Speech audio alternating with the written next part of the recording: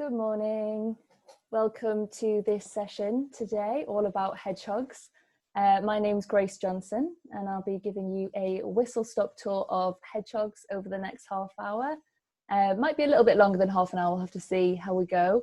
And this is part of the Great North Museum's Hedgehog Day. And I'm really happy to be here today to talk to you about hedgehogs. It's definitely my favourite subject, and there's quite a lot of information to get through. So just a little bit of information that we'll go through today. I'll start off with just a general introduction to hedgehogs, a little bit of the basics, go through some information about how hedgehogs fit into our wider landscape. Some information about the decline of hedgehogs. Sadly, they are in decline. I'll talk through what we know and why they're declining in terms of human threats, differences in urban and rural areas. But then we're going to finish on a high because there's lots of good ways to help hedgehogs in your garden. I'll start with a little bit of information about Hedgehog Street, just while we're waiting for anybody else to arrive. So Hedgehog Street, I'm the project officer for Hedgehog Street. It's a joint campaign between the People's Trust for Endangered Species and the British Hedgehog Preservation Society. It was started in 2011. To raise awareness and help hedgehogs. And we do a lot of different work. We do a lot of public engagement work and media work to raise awareness of hedgehogs.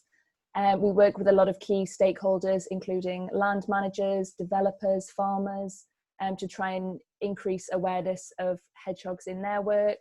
And we also support a lot of research into hedgehogs. So there's a lot of different strands of Hedgehog Street. So there's a lot of work that we do to try and help this fantastic and really popular species. And I'm starting with a very cute picture of a hoglet there. So there's lots more of that to come, which is always good. So yeah, let's get started. So there's only one species of hedgehog found wild in the UK, which is the Western European hedgehog. It's found here in the UK, and also, as the name suggests, it is also found across Western Europe. The name's a bit of a giveaway there. There's around 17 species of hedgehog worldwide. There's a little bit of debate about that. It's generally thought to be between 14 and 17 species worldwide. There's a little bit of debate in taxonomy, which is basically the science of grouping wildlife together. But generally speaking, it's between 14 and 17 species. They are Britain's only spiny mammal. That's one thing that most people, everybody does know about hedgehogs, is that they are spiny. Adult hedgehogs have got between 5,000 and 7,000 spines on their body. And they're actually made up of the same material as our hair. It's keratin, it's just a modified hair, so quite a thick, pointy hair. Hedgehogs have changed very little in the last 15 million years. And what we mean by that is that they haven't evolved a lot in the last 15 million years. They sort of have been the way that they have been for a long time now. Hedgehogs are nocturnal, so they're sort of the opposite of us. They sleep during the day and they're awake at night. They're omnivorous, and what we mean by that is that they eat lots of different things. So it's mostly invertebrates, so that just means insects, creepy crawlies.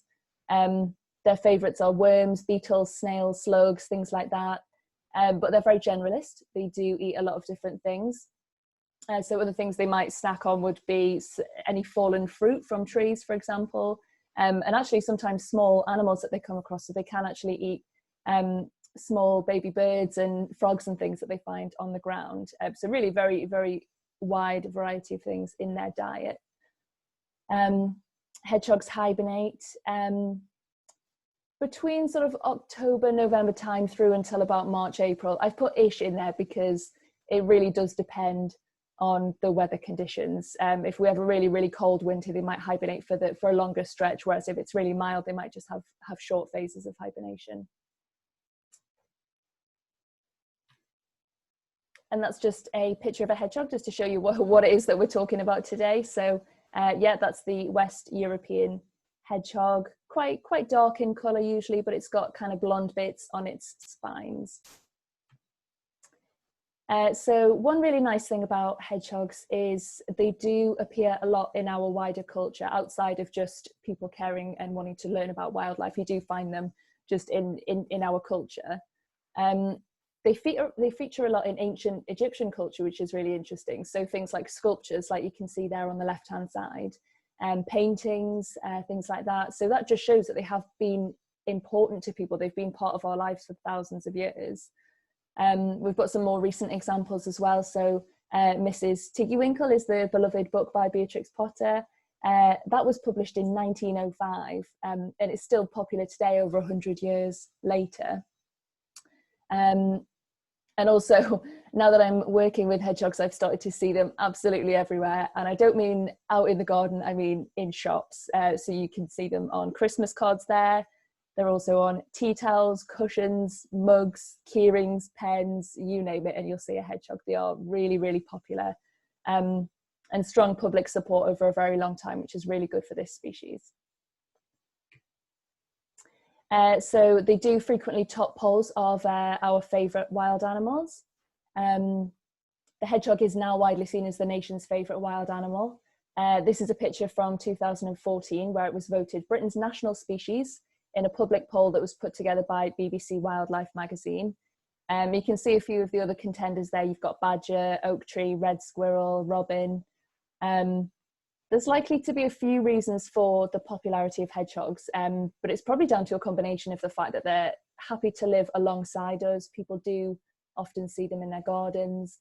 They're not aggressive, you know, you're not scared if you see a hedgehog, you know, you just see them in the garden. A really nice guest, really nice sight to see. And they don't transmit any diseases to people. And of course, they're really cute. They're very cute when you see them.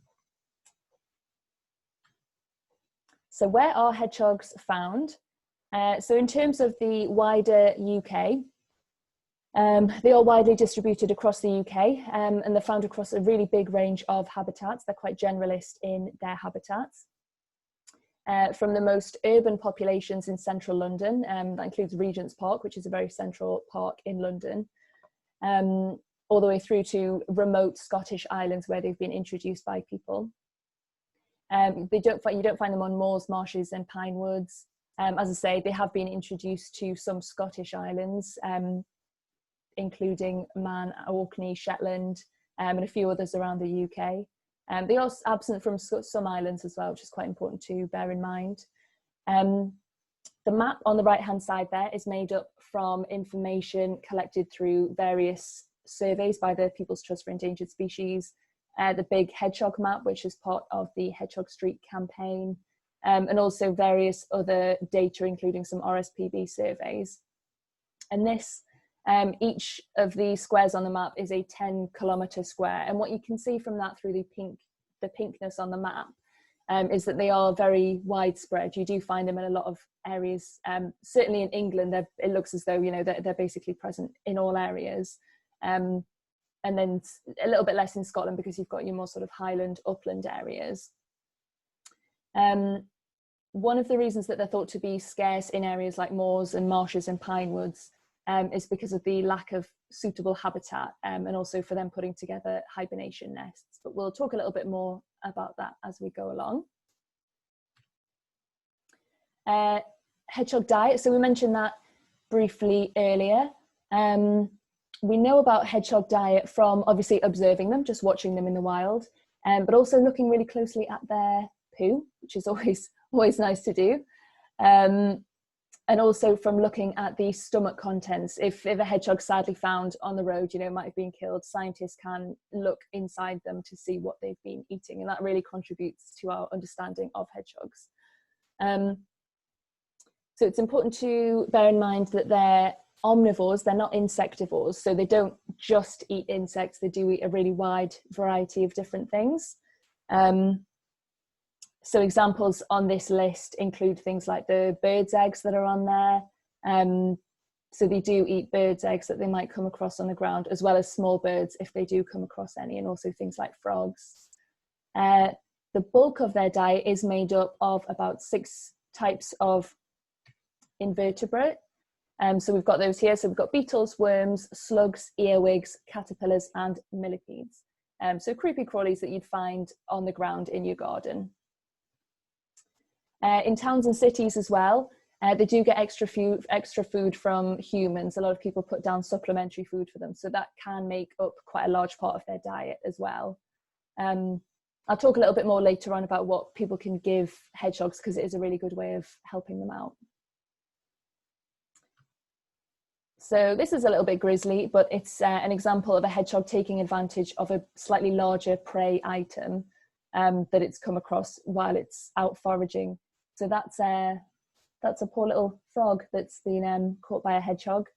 Other examples of that would be small mammals, baby birds, and amphibians like this frog. In terms of hedgehog behaviour, they have home ranges, but they're not actually territorial. So we've got a picture there of some hedgehogs having a bit of a squabble. They're nocturnal, so you're generally going to see them at night time. They're solitary, they don't live in social groups. You might see, they do tolerate each other, but they're not going to be in social groups together. If you do see a group of hedgehogs moving around together, it's more likely to be a mother with her young. So yeah, they have home ranges, but they're not territorial. So if you do see any fights, it's more likely to be for food and for mates in the summer months, rather than fighting for that territory. They can't see very well. They don't have great eyesight, so they do generally rely on their sense of smell and also hearing things out in their environment. Hedgehogs themselves are actually quite noisy. They make a lot of huffing and puffing sounds, so a lot of the time people say that they hear them before they see them out in the garden. So we've got a really simple diagram here just to show the year for a hedgehog. Let's just move that out of the way a little bit. So that's from January to December. So it shows the months that they're hibernating and the months that they're active. As I said earlier, this isn't set in stone. It really is dependent on the weather and what conditions are like. It also depends on the health and condition of the hedgehog, and also whether it's a male or female.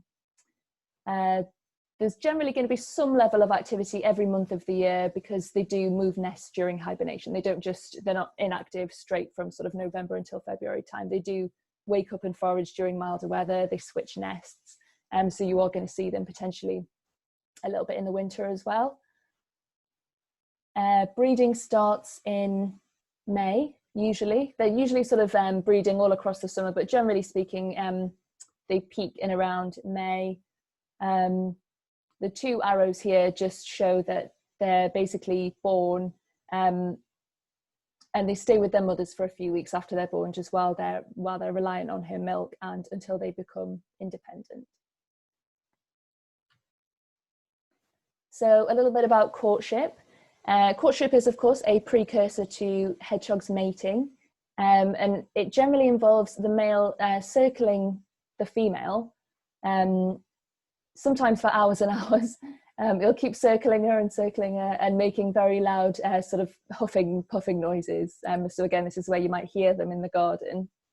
As I say, yeah, this can go on for a really long time. It can actually go on for hours. People get in touch with us and they say they've got very long video clips of these hedgehogs circling each other. And the females do generally reject the male advances a few times before eventually deciding to mate with them. And what we mean there by promiscuous is that both males and females do mate with multiple partners, and a female's brood can actually have more than one father.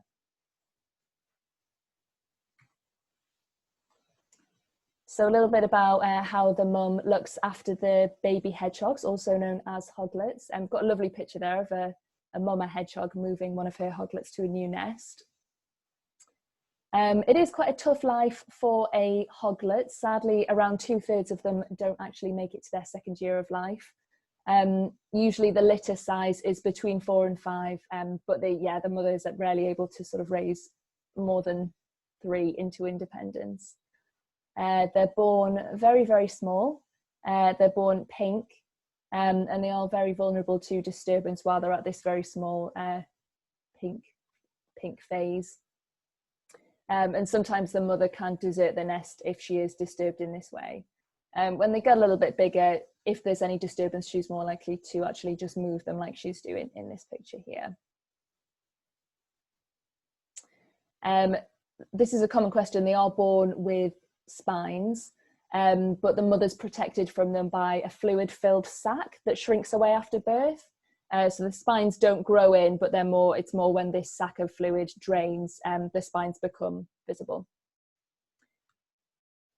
They leave the nest at around 4 or 5 weeks old, and they go on foraging trips with their mother so that she can show them the ropes and how to find all of the creepy crawly prey that they need. And then they're usually independent from about 6 weeks. And males aren't involved in the rearing of the hoglets as well. That's just the females. And of course, I had to put in some pictures of hoglets in there as well. So we get these fantastic pictures submitted from people through Hedgehog Street. So if you ever have a nice picture of a hedgehog, please do submit it on the gallery on the website. Just some nice examples of hedgehogs at different ages. You know, a few little hoglets there just to show you. So in terms of nesting, firstly, nests do need leaves and support. They do need to be a structure that hedgehogs can actually be inside and be protected within. But the nest structure does vary according to what they're going to be using it for. So there's 3 types of hedgehog nest. So first of all, we've got daytime nests, and that's just places that they rest during the day when they're active, so when they're not hibernating in the summer months. These can be a little bit flimsy. They're not usually that substantial. They might just use them, you know, for one night at a time, one day at a time. Sometimes it's just a pile of grass or leaves, so not necessarily particularly substantial on those nests. The second type is breeding nests, and that's for females and their dependent young. So this one does need to be a little bit more sturdy. It needs to be able to protect the young hoglets that might be in there. And then hibernation nests, also known as hibernacular. Again, these need to be a bit more sturdy because it needs to protect the hedgehog during the long spells of hibernation that they'll go through in the winter. These are often found under thorny or stinging undergrowth, so things like bramble, things that are going to provide them with a bit of protection. How to spot a hedgehog. So as we've mentioned, hedgehogs are nocturnal, so unless you're out walking about in the middle of the night, you might not necessarily see one. And actually a better place to start is to look for tracks and signs of hedgehogs. So starting off with hedgehog poo, having a look in the garden for hedgehog poo. And what you're looking for will be long black droppings, usually about the size of your thumb or little finger, sort of the same thickness, pointy at one end. And they often have the remnants of their insect prey in there as well. So you might see little shiny bits from the exoskeletons of the insects. Another good thing to look for, it's a little bit more tricky, but you could have a look for hedgehog footprints in any muddy areas in the garden. So we've got a couple of examples here on the right hand side. They've got, it looks a little bit like a sort of small person handprint. It's, you know, it's got the round pad in the middle and then the five sort of fingers coming off there as well. You can actually set up a footprint tunnel in your garden, which is a really nice way to just see if there are hedgehogs coming and going. And there's more instructions on how to do that on the Hedgehog Street website. Another good place to check is the Big Hedgehog Map, which is just bighedgehogmap.org. And what we ask people to do on there is to log their sightings of hedgehogs. So whether it's a live hedgehog or it might sadly be dead, or if it's roadkill, all of this information helps us to work out the distribution of hedgehogs across the UK. And it's a really good resource to see if there's hedgehogs that have been spotted in your local area.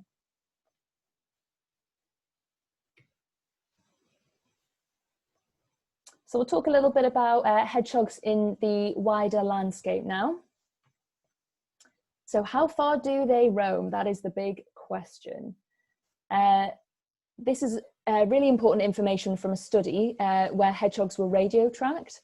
And this is a diagram to show the activity of male 106, which is just one of the participants in the study. Hedgehog 106 was using an entire 18-hole golf course over a 12-night period. And this study was done in the 1980s, and it completely changed the previous ideas that we had about hedgehogs, because we used to think that they sort of lived and roamed across maybe 1 or 2 gardens, whereas this showed that actually they travel a lot further than that. the average distance a hedgehog travelled, a male hedgehog in the study, was 1.8 kilometres. So it just goes to show that their home range can often include lots of gardens, and certainly any parks and green spaces that might be in the area as well. And this is just a modern view of the same study site, just to show the sense of scale that hedgehogs are operating on. So that purple part there is the area that that hedgehog was roaming. So it's, you know, it's the size of quite a few streets there. The population status in Britain. There is now sadly considerable evidence for a decline in the British hedgehog population. Since the 1990s, we've been monitoring hedgehogs, first of all through counts of hedgehogs found on roads, killed by cars, roadkill counts, and then more recently through garden-based surveys. So the People's Trust for Endangered Species run a few different surveys, and we've also used data from projects such as the BTO Garden Bird Watch. The first State of Britain's Hedgehogs report was published in 2011, and that concluded that at a conservative estimate, a quarter of the British population had been lost between 2001 and 2011. The latest version of that report is the 2018 one, which is pictured there. We're due to have a new report coming out next year, so we're just currently compiling the data for that. And this more recent report shows that sadly the decline is continuing, and we know, even though they're still fairly common and widespread in Britain, we know that since the millennium, we know that rural populations have declined by at least a half and urban populations by about a third in the same period. So really what's alarming is the rate of the decline, and that's why conservationists are so concerned about this. Sometimes the phrase is used that hedgehogs are declining in Britain at the same rate as tigers are globally. Obviously tigers are much more rare than hedgehogs, but it just draws attention to the unsustainable rate that we're losing hedgehogs. And that's why conservation action is underway to protect this species. So just a little bit about the threats that are facing hedgehogs. What we mean by anthropogenic threats are just threats that have been created by people. It just means threats by people. This is a bit of a summary of what we think the different factors are at play in the decline of hedgehogs. They are widely distributed. So there is you find them in lots of different areas, so there are lots of different threats facing them. There's still a little bit of uncertainty about how big a concern each of these threats actually is, just how big a part they play in the decline of hedgehogs. But I'll go into a little bit more detail about some of these in the next few slides.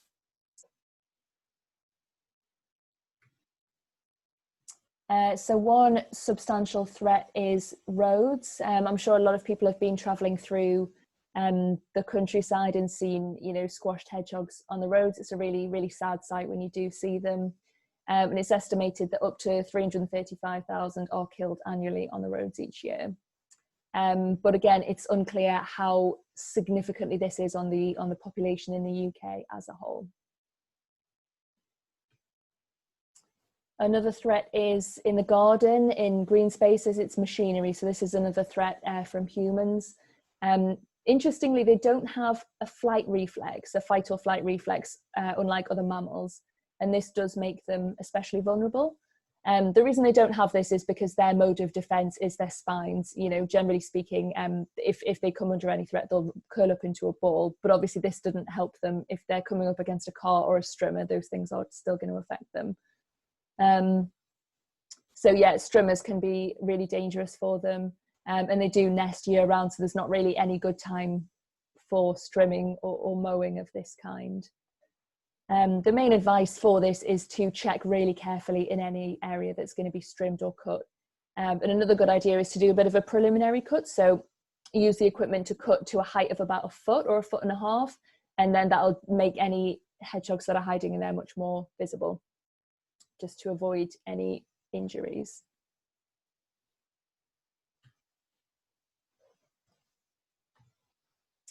Another threat, sadly, is entanglement. There's a lot of litter on our streets, in our, in our green spaces, in our countryside, and hedgehogs can sadly get tangled up in that. Some of the common culprits, one pictured here is the 6-pack holder that canned drinks come in, polystyrene cups, tin cans, netting. We've even seen pictures of crisp packets, hedgehogs get stuck in there. So it's any litter really is a potential hazard for them. And one way to avoid that is, people can go out and do litter picks in their local area. That's a really good way to help hedgehogs, especially if you don't have a garden. You could go out to your local park and perhaps do a bit of a litter pick. And also if there's any sports netting, any football nets in your garden, anything like that, if you just fold them up and put them away when they're not in use, or if they're in use quite a lot, you could always cut the bottom foot off it just so that they're not going to get tangled in that bottom bit. And just keep an eye out as well in case you see any tangled hedgehogs. So the simplification and intensification of rural landscape, there's 2 big words there. So since the Second World War, there's been a huge effort in the UK to increase the efficiency of our farming practices, so that we're no longer dependent on imports to feed ourselves. So since the Second World War, it's meant the loss of a lot of hedgerows. Hedgerows provide really good foraging and nesting ground for hedgehogs, and fields with a single crop don't support, the wide range of insects that hedgehogs need to survive, especially if there's pesticides in use as well. So following on from that, pesticide use is another major threat to hedgehogs. Large areas of farmland and gardens are often treated. The full effects of this aren't known. There hasn't been any specific studies into this, but we know that the products are highly toxic, and a lot of the time they don't. It's thought that the effect is more because the pesticide gets into the food chain. So, for example, slug pellets. Slugs might eat them, and then if the hedgehog eats the slug, then they're going to get that secondary poisoning. And also pesticides just mean that there's, as much as they might poison them, it also just means that there's going to be less insect prey for them, which is obviously not good.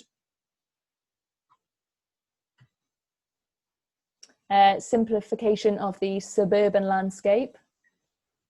So habitat loss from development. But it's important to remember that development isn't necessarily bad for hedgehogs. We know that there are species that can actually survive and thrive in urban areas, in our gardens.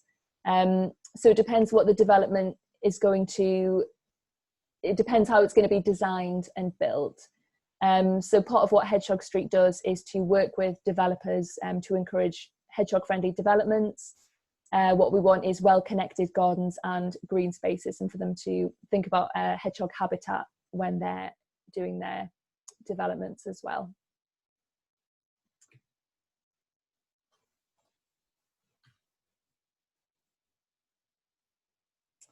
So a lot of front gardens, for example, are being paved over, which just takes away any kind of good nesting or foraging ground for hedgehogs. And this is just an example of an average British street, and you can see there that most of the driveways have been paved over. There's a lot of fences there to the right hand side. You can see that it's just not a very good habitat, not a very good area for hedgehogs. Another threat is a more natural one, which is predation by badgers. Badgers are the principal predator of hedgehogs in the UK. They do prey on hedgehogs, but they do eat a lot of the same insect prey as well. So they do compete for a lot of the same food. So for that reason, it's thought that where habitat is good and that insect prey is rich, the two species can actually coexist, as they have done for over 5,000 years. And we wouldn't be supportive of a badger cull. It's not thought that the threat of badgers is a major contributor to the decline of hedgehogs. And hedgehogs are actually declining in areas where there's not a high population of badgers as well. So there's a lot of different factors going into that hedgehog decline. So that was all a little bit doom and gloom, talking about the threats to hedgehogs, but we're going to finish on a bit of a positive note, because there's lots of ways that you can help hedgehogs in your garden. So we'll go through a few of these now. So creating a wild corner in the garden. There's a little bit more information on the Hedgehog Street website about sort of specific plants that you can put in. But generally speaking, just leaving a patch of the garden, whether it's just a little strip at the back or a corner, just leaving it to grow a little bit wild, just let the grass grow, let the plants grow a little bit wild, just completely undisturbed. And that's going to be really good for shelter for hedgehogs. It's going to be really good foraging area for them, because what we want is to increase the insect prey. So just, yeah, leaving that area just to grow a little bit wild is going to be really beneficial for hedgehogs. Making ponds safe. So hedgehogs are actually, surprisingly, they're actually very good swimmers. They can, if they do fall into a pond, they can often swim, to the edge. But if it's one of these ponds like pictured here that's got quite steep, high sides, they're not going to be able to get out of that. So it's really important that either the sloping sides, if you're putting in a new pond, perhaps you could make the sides a little bit sloping, and that's going to be really good for them to get out if they do fall in, and it's going to enable them to have a drink if they need one quite safely. But if you've already got a pond there that doesn't have these nice sloping sides, you can put in something like what's pictured here, which is a bit of a ramp, some kind of exit strategy for hedgehogs. So my pond at home, for example, I sort of put a brick on a bit of an angle with a few sort of bits of string around it so that they could grab onto something and pull themselves out if they do fall in. Linking gardens together. This is a really, really good one. This is potentially the best thing that you can do for hedgehogs, because it's all well and good making your garden hedgehog friendly, but if they can't get into the garden, they're not going to see the benefits of that lovely hedgehog friendly garden that you've created. So linking gardens with hedgehog highways. These need to be about 13 centimetres by 13 centimetres, so about the size of a CD case. If anybody's still got one of those to hand, you can use that as a bit of a measure. And what you can do as well, I did this during lockdown. I didn't have access to a saw or anything like that to get through the wooden panelling of the fence. So I dug a bit of a channel underneath, and that's still going to be just as good. That's still going to create that access for them. So that's a really, really important one. This links back to one of the points from a bit earlier on. So dealing with netting and litter, just making sure that your garden and your local area is safe for hedgehogs. We don't want any of these horrible items in the garden, any litter that's going to tangle them. We just want to try and get rid of that as much as possible. Putting out some food and water for them. This is a really nice way to help, and it's a good way of getting a sighting as well. If they can smell food, there's a good chance you'll sort of spot them in the garden. So while their main prey is obviously insects, we actually recommend meaty cat or dog food for them out in the garden, or alternatively cat biscuits, or high quality hedgehog food is also really good, and a shallow dish of water as well. And that's really going to help them during the months that they're active. It's going to give them just that bit of extra nutrition. And that's also a really good idea at the moment, because they are starting to prepare for hibernation. So for hibernation, they want to have loads of stored energy. They want to be nice and big and round for hibernation. So lots of extra food now is going to be really good. And you can see at the bottom right hand corner there, that's a feeding station, because obviously if you're putting cat food out in the garden, you might attract some cats. But if you put it in a feeding station, it just means that the cats won't be able to access it. And there's some advice for that on the Hedgehog Street website as well, just how to stop the cats from getting to your hedgehog food. Again, this links back to a point that we made earlier. Just make sure that your garden is organic. Try and avoid slug pellets and things like that if you can. There's lots of tips and advice on the Hedgehog Street website for safe slug control. There are ways to control slug numbers without putting all these horrible chemicals down. You can put in a hedgehog home in the garden. So what you can see there on the left-hand side is a nice hedgehog house. You can buy these online. There's lots of places online, including the BHPS website, where you can buy hedgehog houses. You can also make them. We've got some instructions on the website if you're feeling a bit crafty this half term. It's a great idea to make a hedgehog house. You can also put in a more natural nesting site for them. So for example, something a bit like this, like a log pile or a compost heap or a leaf pile. Any of these things, they either might nest directly inside them, or they might use them as nesting materials for a nest that they're building elsewhere.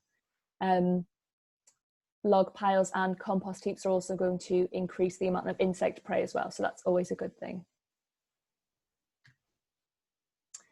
Again, linking back to one of the earlier points, just be really, really careful, be really vigilant in the garden. Check before trimming, before mowing.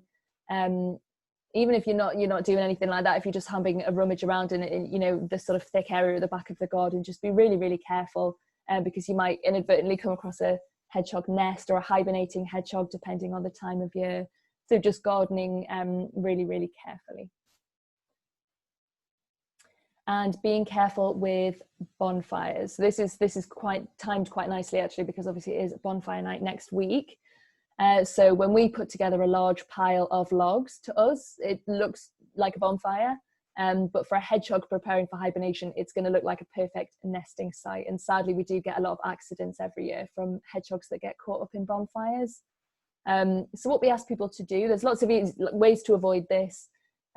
What we would recommend is to either build the bonfire at the last minute so that the hedgehog doesn't have a chance to move in, or you could move your pile even just a few feet on the day that you're lighting it.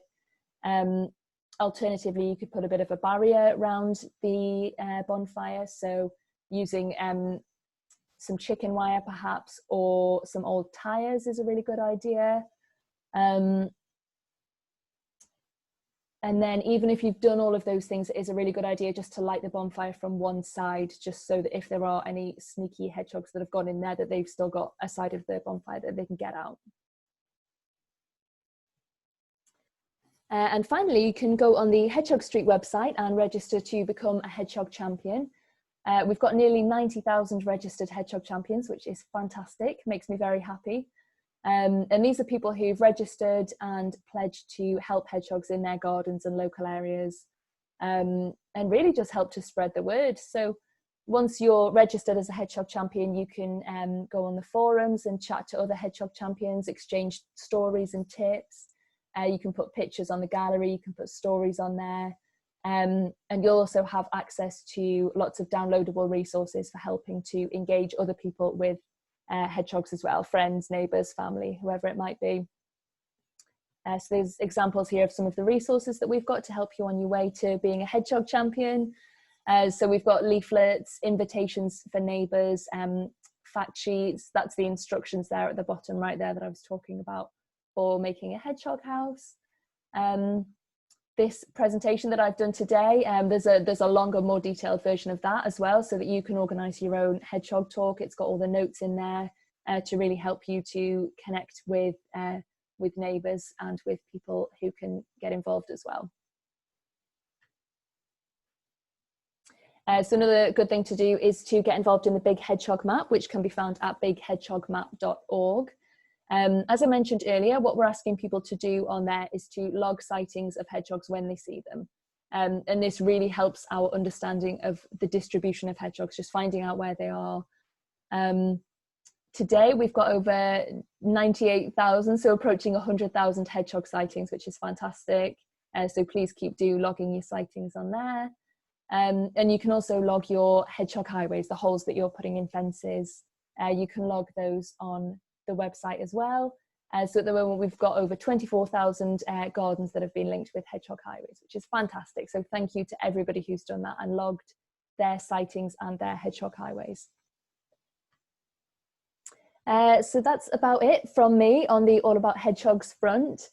So thank you very much for joining me today.